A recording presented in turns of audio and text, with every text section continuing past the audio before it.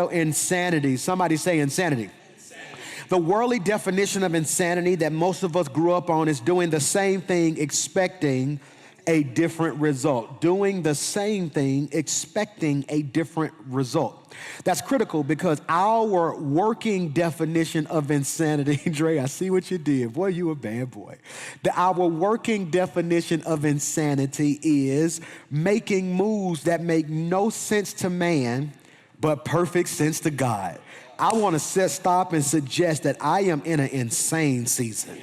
Somebody ought to just put that in the comments, an insane season. What does that mean, Pastor Mike? I am prepared to do what eyes have not seen and ears have not heard. So let's talk about this. In the midst of this series, we started out with the brother who was blind by the name of Bartimaeus. And when he heard that Jesus was passing by, he began to scream, "Jesus, Son of David, have mercy on me." That's critical. That's critical. And then when we see Jesus again, we're dealing with the woman with the issue of blood. We have two people who are going through some difficult times in their life who both need Jesus in a major way. And they both have to bust some insane moves. That's so critical. They have to bust some insane moves. And I want to talk about real quickly, and let's take really good notes. And I got everybody with me. If you see them in here on this side, I have my men. They are back. Kind of stay away from 3, Dre. So they're back, and I need you to catch this because we got the fellas over here. But on this side over here, we got our ladies. And I'm kind of frustrated because the men must have got together and decided to wear all black, while the ladies just came random. That's that Saul spirit right there, ain't it? Y'all did so well for the last 2 weeks. They had to organize, in the words of that beautiful brother who's gone on to be with God, they had to coordinate. So they coordinated over there. So let's talk about the power of desperation. This is critical, the power of desperation. We see a brother who's blind, and this blind brother says, I got to get Jesus' attention. So what does he do? He begins to scream, "Jesus, Son of David, have what? Mercy on me." So I'm going to put you on the spot. One of you jump in here. Why did he scream mercy and not grace? Let's talk about that. Why did he scream mercy? I think I came out too hot today, didn't it? I came out too hot. Why did he scream mercy and not grace? I'm gonna take a shot at it. It was customary that whenever somebody had an issue that it was subject to, or it was because of a sin that somebody may have committed that was connected to that person with that issue. So when he cried out, he was talking to not just Jesus as the human, but as his divinity, which means that he was saying that he had the power to forgive him of whatever sin that he possessed, which may have caused whatever issue that he may have had or what was committed. I just wanted to take a shot at it. Did you agree with that, Leslie? I do. Actually, I jumped in where you asked about that, and I looked up the definition of mercy. It says compassion or forgiveness shown towards someone who it is within one's power to punish or to harm. So therefore, he believed that Jesus had the power and the authority to harm him. He had the authority to make him pay for whatever it was that caused him to go left in dealing with the superstition that somebody sinned and caused him to be born blind. Bring that to modernity for me, Pastor Hollis. Make that make sense, because all that sounds good, but I'm not sure they grasp it. No, I think it's so dead on, because ultimately, when I look at mercy, he's appealing to Jesus, his title as a Messiah. He's not just looking at him as a healer. One thing we have to understand, that in that culture, in that time, in that context, they were looking at Jesus as this faith healer. They had yet to accept him as Messiah. And part of, I think, the blessing of this text is that we're looking at a man who's able to recognize what other people can't see. That this is not just this man who can heal me, heal my physical body, but ultimately this is this man who can heal my spirit, my soul, my mind. Give me a working definition. I'm gonna give both sides something, okay? Fellas, you get grace. Ladies, you get mercy, okay? So here it is. So define grace, fellas, real quickly. Define grace. Grace is getting something that you don't deserve. Yeah. You agree with that? So unmerited favor, boom. Mercy is? The punishment not being as bad as it's supposed to be. The punishment not being as bad as it's supposed to be. Okay, so let's talk about this. Grace is getting something you don't deserve. You're saying mercy is the punishment not being as mad. So grace would be the new job, even though I don't have the qualifications. And mercy would be, instead of some getting cut off, it just get delayed. Or getting probation, am I supposed to do time? Do time, but so I'm showing you what? Mercy. So I want to talk about this. So what's the difference? If I'm standing here, why would I say mercy instead of grace? I think when you look at it with mercy, you know you're guilty. You know you're wrong. You know what you're supposed to get. So you're saying, look, just don't make it as bad as it could have been. Right. Y'all ain't giving me what I want yet. Come on. Mercy is not getting something that you do deserve. So maybe in his own mindset, he felt like where he was, he deserved that. He's saying, so have mercy on me, heal me, even though I know I've messed up, I've sinned, I've made mistakes, but I'm asking you to heal me anyway. Y'all not giving me what I want. I need y'all to speak it where you can feel it. Come on. Why would he say mercy? I want them to be able to feel this. In my opinion, I want to take your definition, and conflate it. Mercy, son of David, messianic title, have mercy. What if he was thinking, don't even fix it all. Come on. Just give me something. Oh, You said, what if he's saying, you know what? Hey, mercy. In other words, hey, heal my soul even if you don't fix my eyes. that's good. And I see a pattern because when Jesus heals somebody, he always says, your faith has made you whole before he even deals with the physical issue. What if this brother's request was made known? Because he was asking God, save my soul, even if I can't see with my eyes. And I want to submit to somebody watching me today, your asking should be in reverse.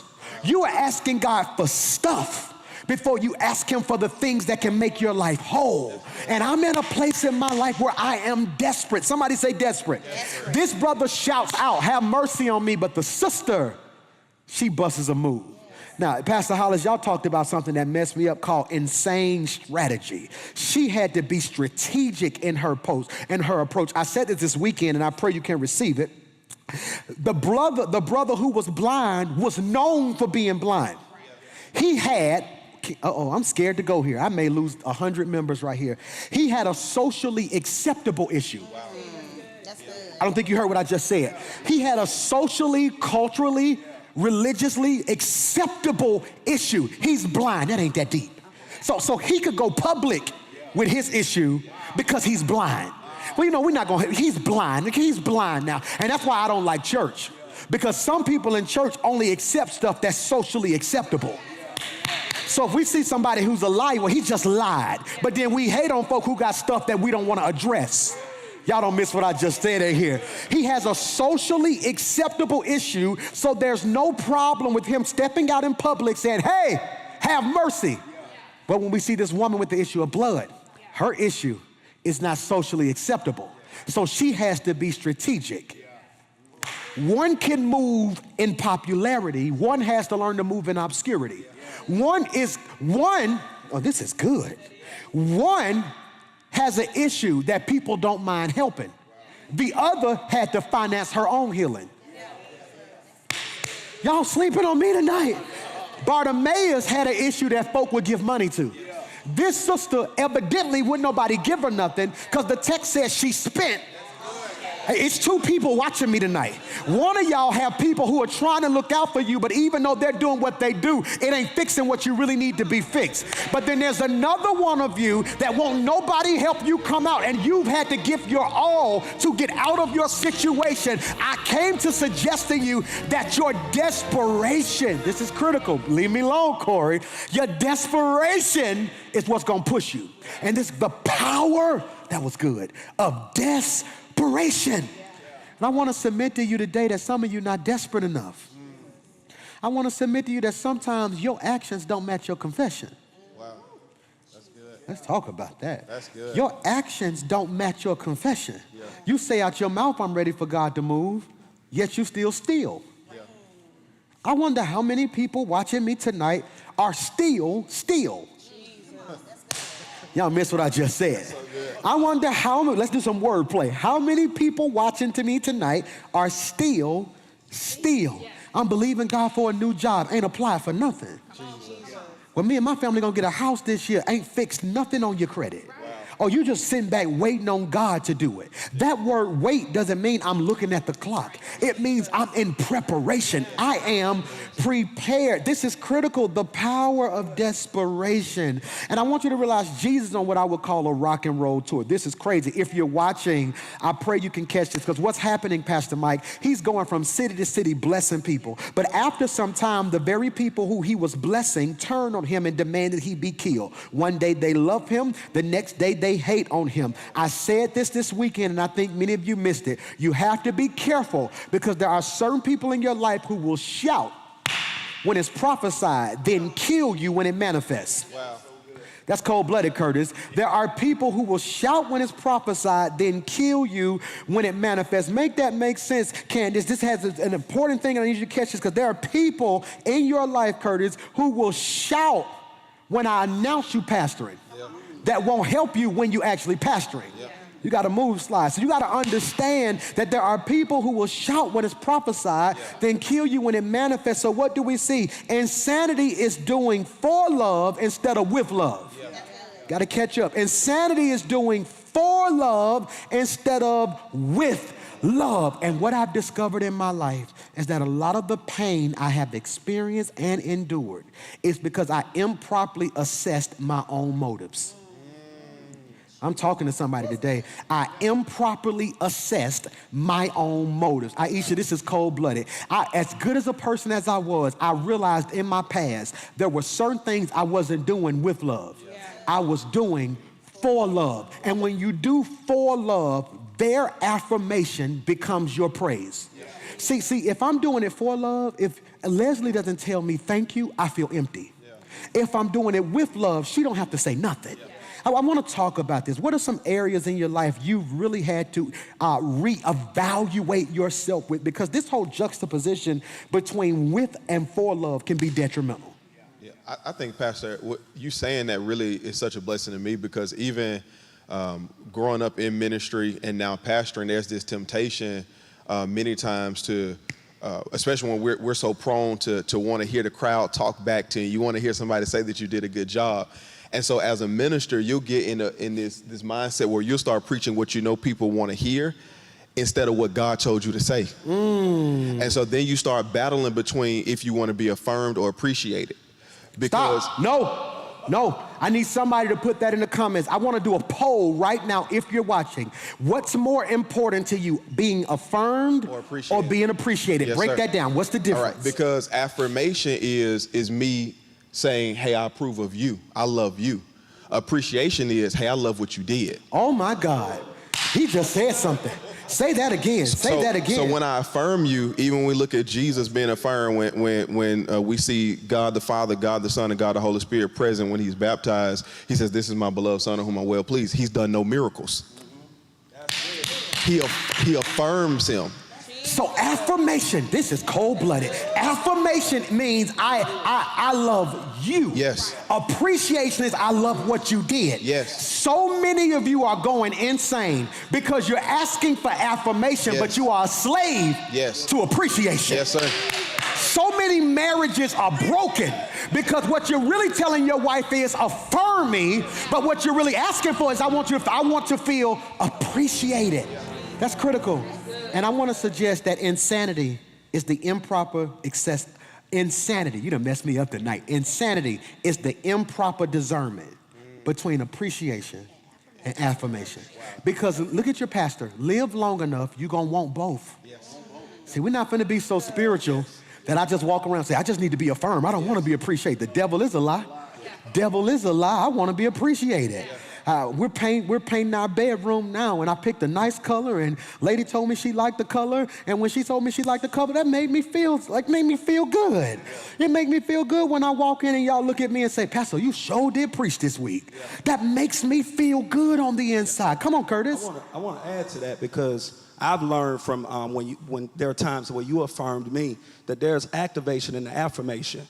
So when you affirm, there's an unlocking or an activation that takes place where power is released because Somebody the a pastor Father has now, ain't it? affirmed you.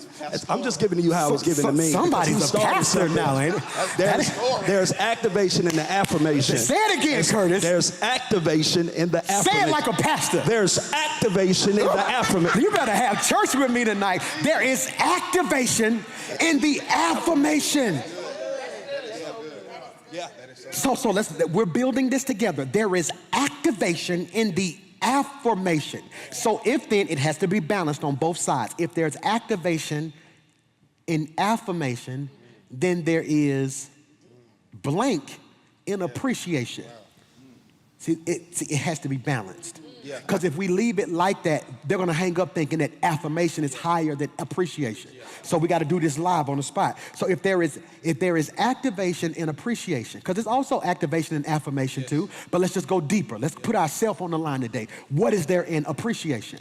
I would say motivation. Yes, that's exactly what I was going to say. Motivation. If you appreciate me, that motivates me to want to do more. Tighten up. Hear me now. So when I say this, and back in the back, I need y'all to really tighten up tonight. Hear me when I say this, okay? So activation, there is activation and appreciation. So then there is also motivation in Affirmation. No, I said that wrong. I said that wrong. There is motivation and affirmation as well. It's interchangeable. If you think about it, when you affirm us, that motivates us to want to keep going deeper and want more than what we have now. Just like if you appreciate me for what I do, then I want to do more for you. I wonder who right now is depleted because they haven't felt any appreciation.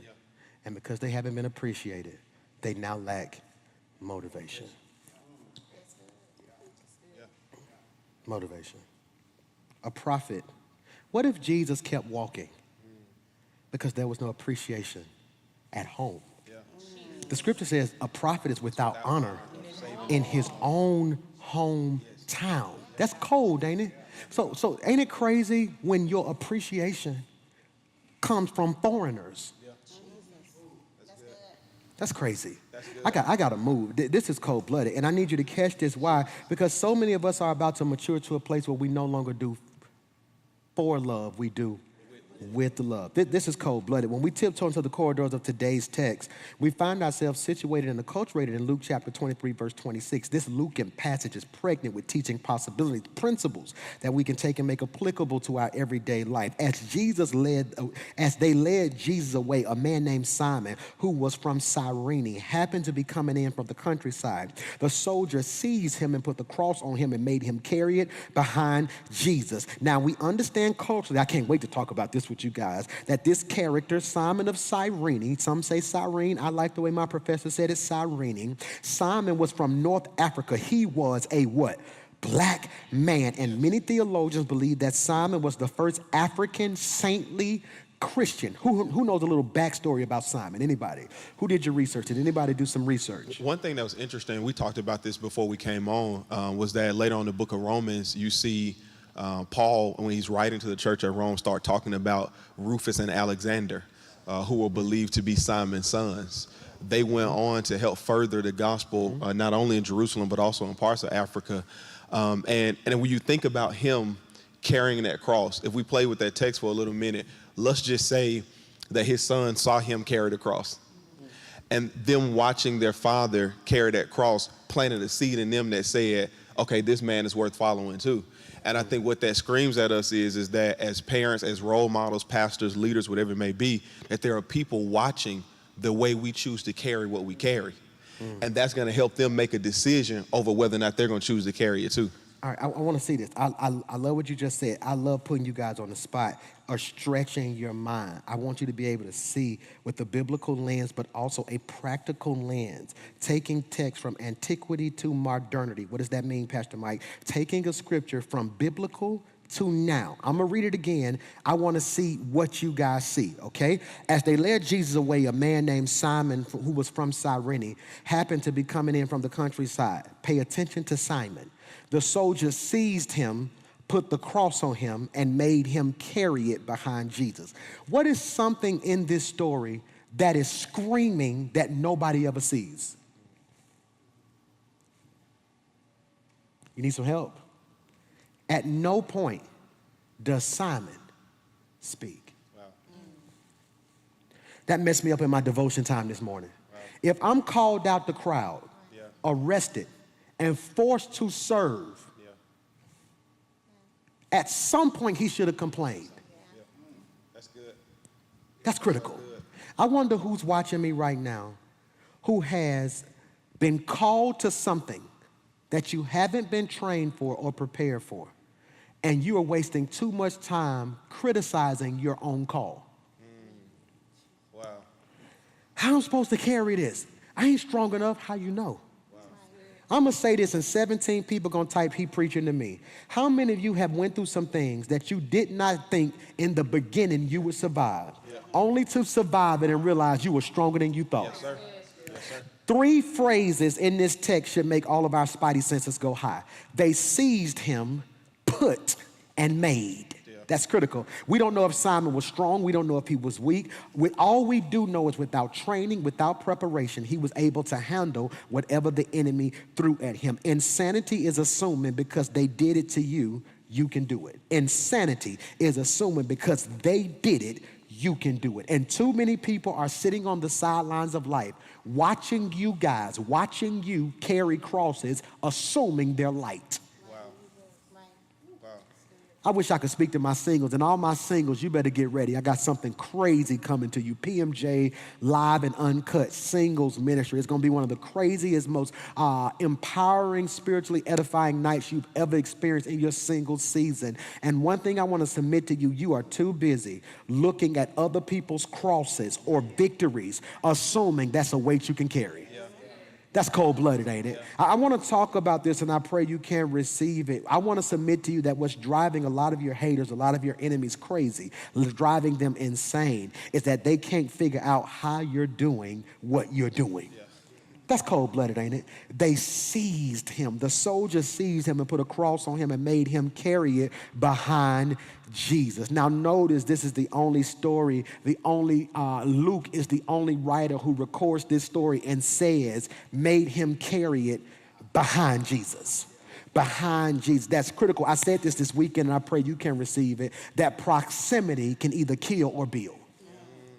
That's cold-blooded. Proximity can either kill or build. I was tripping the other day. I had the boys, we were working on football, and we went to the park and they had their little helmet on and we were throwing the ball. Xander, who's 13, Mason, who's 11. I told Xander to check Mason. I said, jam him. He's hitting Mason in the chest, and Mason's quick. He's normally able to get off of that, but Xander's 13, so he's getting off, but he's feeling it. Hitting him in the chest, hitting him in the chest, hitting him in the chest, and I saw it, and I was paying attention to see if that broke him or motivated him. See, that's what I was doing as a dad. I was trying to sit there and see, would he get discouraged because he wasn't strong enough? Or would he get mad and rise to the occasion? I want to submit to somebody watching me today that you have cowered in seasons when you should have rose to the occasion. You spent too much time talking about what happened when you should have been focusing on what God was trying to change. Oh, I want to talk about that. Let's talk. What crosses have you had to carry that if you didn't address it or approach it the right way, it could have broke you, but because you were spiritually mature, it made you grow? That is so good. Well, for me, Pastor Mike, I've had so many people lately say, Tiffany, I admire the anointing you have. I want to be like you. And I had to break it down and say, do you want to be like the Tiffany who lost her mom at 13, lost her dad at 18, or was pregnant at 14? It's some things I went through before I was out of my teenage years that prepared me and gave me strength in my adulthood. And so, again, going back to that cross, you're looking at something, admiring something that if you had to carry it, it would have broke you. But God anointed me and gave me strength in that. We got to stop asking. I think one of the most cancerous things that's happening to our culture right now is pictures. This is cold-blooded. It's pictures. It's pictures. Make that make sense, PMJ. A lot of us are looking at pictures when we should be asking God to reveal to us blueprints. See, a picture shows you the end of a thing. The blueprint shows you how a thing was constructed. Did you catch what I just said? I was tripping the other day, man, because I went and looked at a house with my parents, and I went and looked at it, and I went to another house with my friend, and everybody just got me praying for stuff. Say, Pastor Mike, if you got a second, come stop by here and pray. And I was like, man, it's a nice house. That's their first home, and I was, boom, I hit the wall. I was like, man, this is nice. And he said, yeah, we're going to knock that wall out. I said, what you mean? He said, hit it. I hit it. I hope you catch this. He said, hit the wall. I hit it. I said, what's that? He said, hit it over there. I hit it over there. He said, you don't hear it? I said, no. He said, Pastor, the sound lets me know if this wall can be put. I said, what do you mean? He said, it's too hollow right there. The sound, strength and stability has a sound. That's good. That is good. Strength and stability has a sound. He said, when you hit the brick or the solid part, it was solid. But when you hit something that had no strength, That's good. the sound was different. That's good. Hear me. What was the difference between Bartimaeus and the crowd? The sound. Yeah. Only a trained ear could hear that. Wow. Jesus, Jesus, Jesus, Jesus. Hey, Jesus, hey, Jesus. Is that him, Jesus? Hey, Jesus. Jesus, Son of David. Yeah. The sound was different. Yeah. You ever heard somebody say it's a different type of sound a hit dog make? Yes.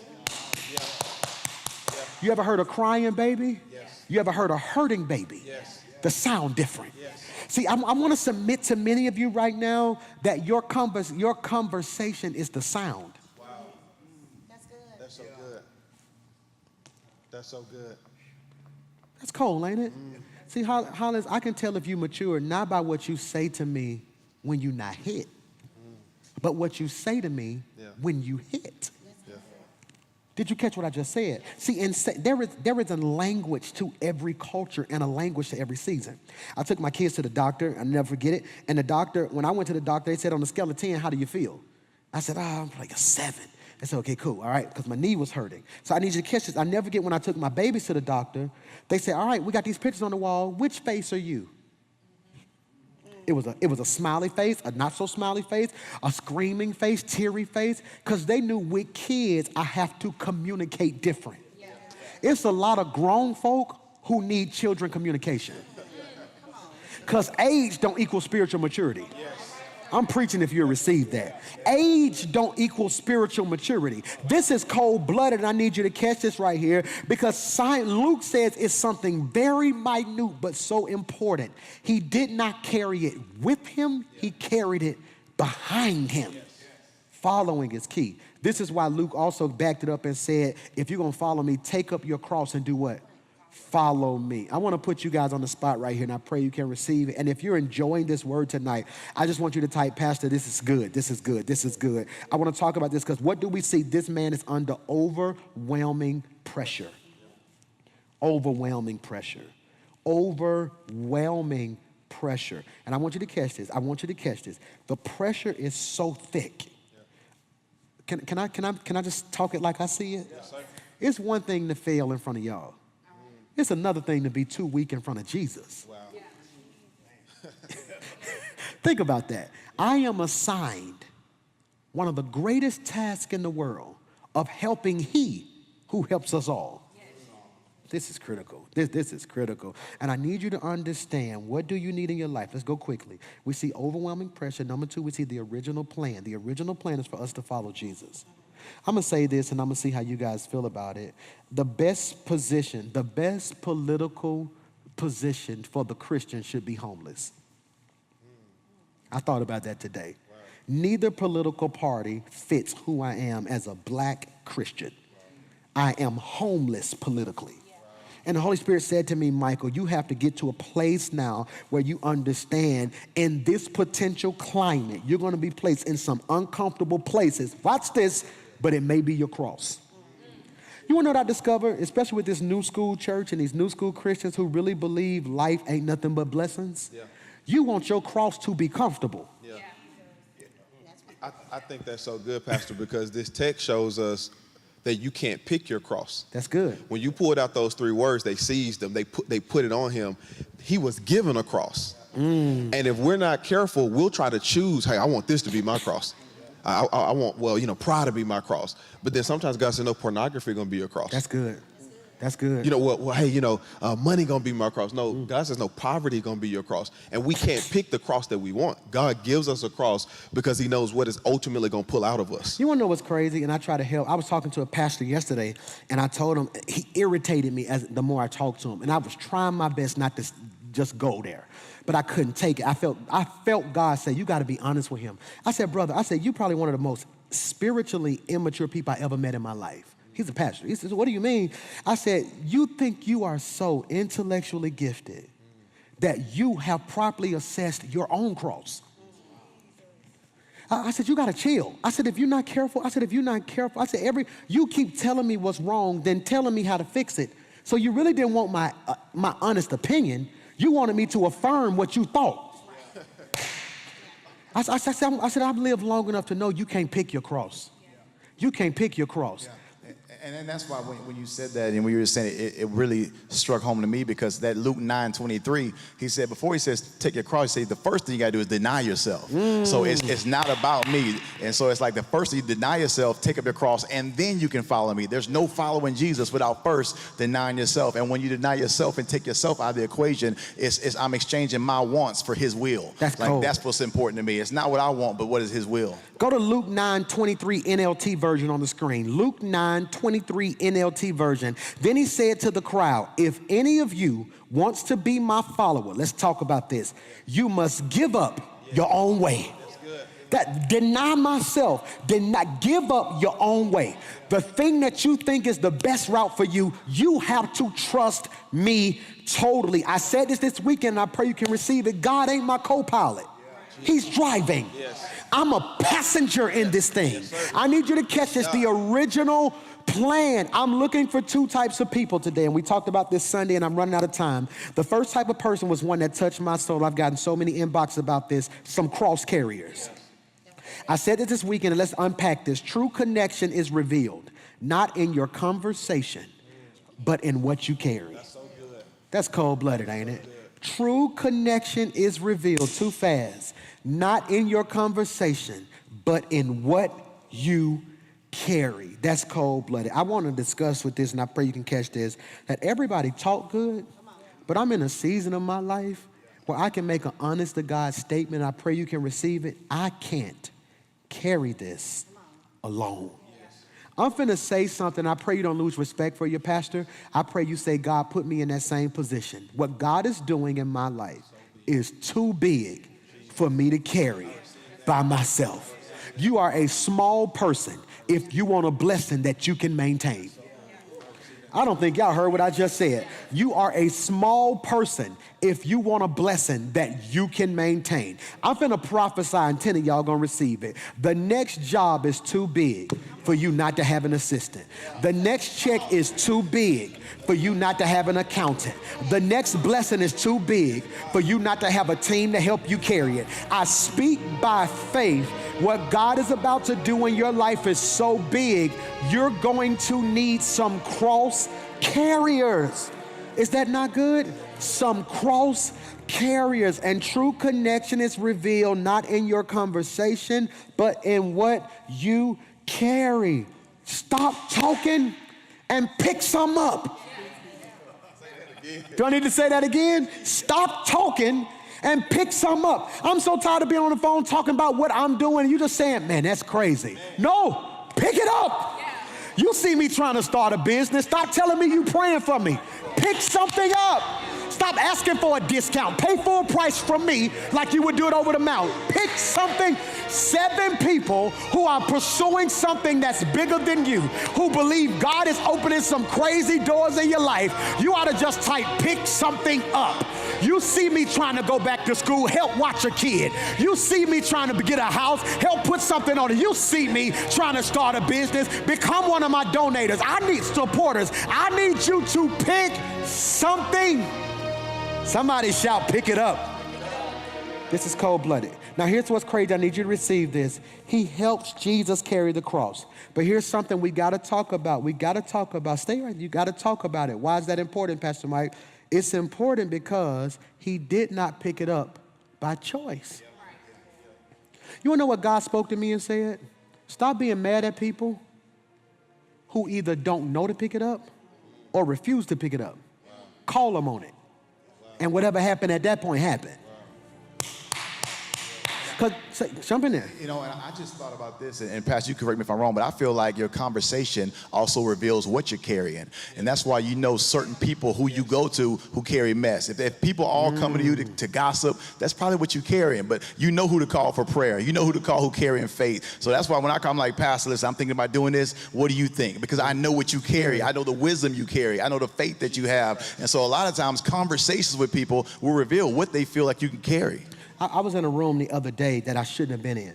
Everybody in that room had just major influence, major money. I don't have none of what they have yet. I don't have none of what they have yet. Okay, so hear me when I say this, and I'm sitting in there, and they said something to me that I pray y'all can catch. They said, Pastor Mike, you've been in here an hour, you haven't said anything. I was afraid that if I started talking, I would reveal I wasn't on that level. So I literally say that what all of you guys have said is very interesting. What we got to do is just kind of stay focused on what the overarching goal is. And I shut up. Because I know conversation will reveal. You ever met somebody, then once they started talking, you said to yourself, oh, you ain't what I thought. See, I need you to catch something. I believe he didn't say a word because Jesus wasn't saying a word. Had Jesus got that, had he got under that cross, and Jesus would have been saying, man, this too heavy, he would have said, man, it sure is.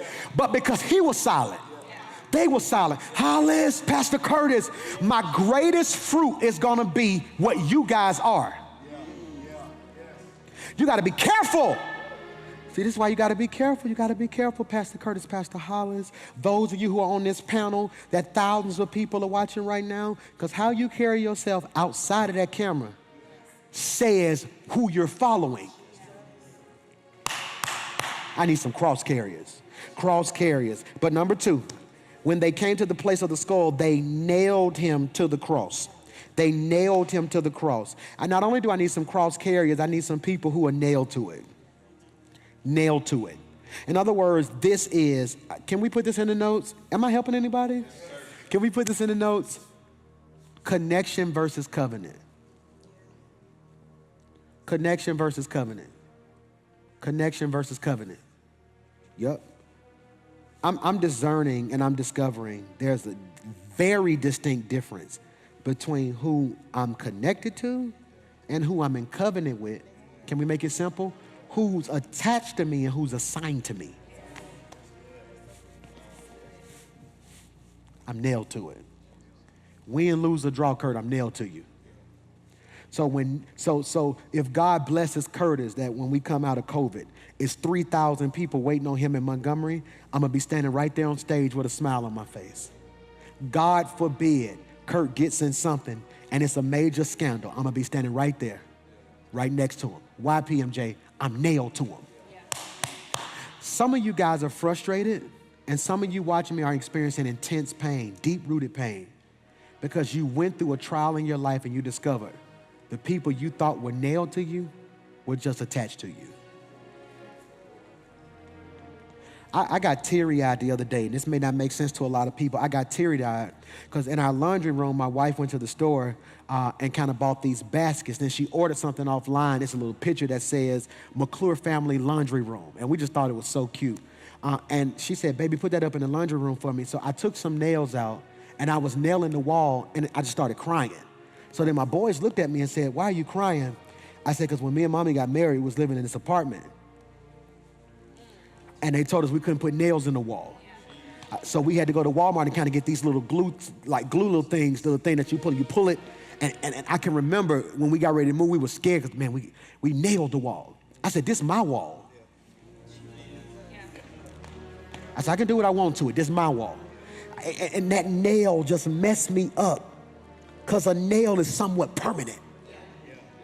You know the difference between nail and tape? For the most part, once you tape, if you pull it off, it may be something, but you just kind of fix that. When you nail something, it leaves a sign. It leaves a sign. You can't be nailed to me and not be different. I want to say something because I was thinking about the difference between attachments and connections. Come on. And some people are connected to you, and then there's some people that are attached to you. So an example would be my phone. So when it comes to an attachment with my phone, you have a phone clip, you have a phone case. If I take the phone case away from the phone doesn't stop working. The case doesn't cease being a phone case. But if I take the battery out of a phone, then the phone stops working and the battery has no significance. And so we got to be careful that we're not attached to people or we have people attached to us that the moment that they leave us, they never even benefited us in the first place. We got to be connected to people that are connected to us, that it's a give and take relationship, which means that you feed me and I feed you, you strengthen me and I strengthen you, you build me, I build you. But when you're attached to somebody, the moment they leave you, they never even benefited you in the first place. I want to say this, and I pray you can receive it. What you're saying, if I could summarize, McClurize, and contemporize what you just said, that there are certain people in our life who are accessories and certain people who are necessary. And I thought about it's a difference in a contract and a covenant. See, in a contract, it's verbiage in there that can let you get out of it if you want to break it. But with a covenant, some blood got to be shed. You can't just walk away when you're in covenant with somebody. Yes. That's come on. When the nail is removed, there's a hole left. And so I've had people that were nailed to me, and if when they left, I felt it was something missing. And there's been other people where when they left, it was like tape. I ain't feel nothing. I ain't feel nothing. So I think that's the difference too. And you got to understand the value of those people who are nailed to you. That, I know everybody's replaceable, but there's some people when they leave, it's gonna leave a hole. It's gonna leave a hole. This is a public service announcement to every person who walked out your life and you forgot about them. They weren't nailed. But then there were certain people who left, you ain't been the same since. They left a hole. Pastor, I want to jump in there because y'all really stirring something up. And my wife wants to be like your wife so bad. Y'all started decorating, so then she got me at the house decorating. And I was hanging this picture, and we got the command strips that you're talking about. I put the command strips on the picture. And I was out on the deck last night watching the Laker game. And when I came in the house, I slammed the door too hard. And when I slammed the door, somehow the picture fell off the command strips, right? And so I tried to put it back up there. An hour later, it fell down again. And I looked at my wife and said, I told you I should have nailed that. Because had I nailed the picture to the wall, the nail would have the capacity to hold it. When truth be told, the command strip couldn't handle the weight. The weight. And so many times when you have people who are just attached to you, they can't handle the weight. That's good. And so ultimately, when they can't handle the weight, they fall off, which is why I think it's so important that you have people who are nailed to you. So when life gets hard and when you have pressure, when you have problems, when stuff goes left, you don't fall off because you weren't just attached, you were nailed. Can you handle the weight? I want every person watching me from this day forward that when anyone new comes into your life, read a disclaimer. Wow. I want you to tell them, before you call me friend, before you call me bae, before you call me wife, before you call me husband, before you call me your partner, before you call yourself a member, before you call me pastor, make sure you can handle the weight. You are too anointed. See, many of you are crying about folk who fell off. A lot of people didn't leave, they fell off. There's a difference between leaving and falling off. Leaving is a decision. Falling off meant the weight got so heavy. I can't even remember when you stopped coming around. I can't even remember when we stopped talking. It was the weight. There is a weight that comes with me. Watch this. Watch this. Somebody say wait. Wait. I see you, Corey. Somebody say wait. Wait. Let's talk about this. I'm out of time. Shall I proceed? Yes, indeed. So here it is. Let's reenact this. Guard sees Jesus carrying the cross. Most scholars believe the reason they picked someone to help him carry it was because they looked and saw Jesus was at a point of death. And had he died before the crucifixion, they would have been killed. There are certain people the devil is using just to keep you alive. Everybody who helped you ain't a blessing. Certain people are keeping you alive because the devil has greater plans for you. Do I need to say that again? I've lived long enough to know that God has a plan for me, and also the devil has a plan. Now, the devil's plan is not going to work in Jesus' name, but he does put. Look, I got to go before I lose my train of thought. Jesus, can I paint the picture? Jesus carrying the cross. He's falling. He's walked as far as he could walk. He's been beaten in the back with a cat of nine tails, which means it's ripping his flesh off. So he's bleeding from the back, bleeding from the chest, crown of thorns, bleeding from his head. That's a lot of blood loss. He's weak. We know he ain't ate or drunk nothing. He's at the point of exhaustion. They look and say, somebody got to help him. And they scan the crowd. You, come here. See, we were taught favor was you. But sometimes the enemy picks you because you look different. I need you to catch this. It's the look that makes it. I don't know why they picked Simon, but I need you to catch this. I hope you catch this. I hope you catch this. I hope you catch this. I hope you catch this. Jesus evidently needed help carrying his cross. Watch this. And the disciples are nowhere to be found. Peter should have had that cross on his back. Peter, I want to ask you a scholarly question. Luke is writing this, right? Yes. Does this mean Luke was present? No, they actually believe that Luke heard the story secondhand. Secondhand. So Luke gets the story. So was John present? John was present because he later speaks to John at the cross. So John was with Mama, right? Yeah. So Luke ain't there. Where Luke? He done scattered. Luke wasn't a part of the disciples. So Luke who's is someone Luke? who shares the story. Okay. So Luke shares the story. So where Down Thomas at? He's somewhere. Hold on. I'm proving a point. Where that big old dinner table they had? Because you know that big old dinner table Yeah. that all them was at the supper? Yeah. Eating with me. What the folk who got the conversation of carrying cross? So you were good enough to pass out fish, good enough to roll in the cities with me. But when it got thick, I'm finna paint a picture. It was a foreigner who helped them. I'm finna make somebody scream. This is why the people you thought had your back didn't. And you ended up friends with somebody you thought you would never be friends with. Because it's always the person you least expect to come through for you. That's critical, isn't it? I need you to catch this because it says he had to carry his cross. But once you carry your cross until you get to your purpose, which is Golgotha, you got to get nailed to it. And I'm at a place in my life where I'm understanding that was so cold-blooded what you guys said tonight. If I'm nailed, it's going to leave a mark. Nailed. It's danger in covenant. It's danger in covenant. Here's what we don't talk about. If Curtis ever walks away from me, to walk away from me is dangerous.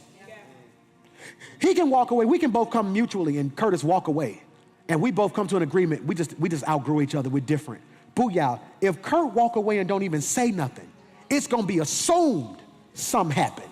Because the perspective is he's what? Nailed. There's those people who walked out my life just was never the same when they was gone. It wasn't fun. They left a hole. That hole is so important, Tiffany, because when they come back, how does Jesus prove it's him? He shows them the holes.